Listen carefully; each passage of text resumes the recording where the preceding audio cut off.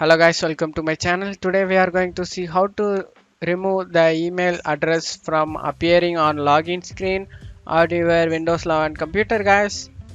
Let's jump straight into it guys. Go to search menu and type settings. Open it.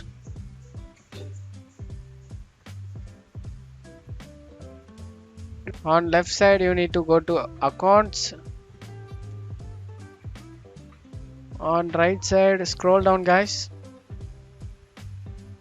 You need to go to sign in option here on right side. Now scroll down guys. Now here is the option show account details such as my email address on the sign in screen. You can turn it on or off. That is your choice guys. That's it guys. I hope this tutorial definitely helpful guys. Thanks for watching my video. Give me a like and subscribe.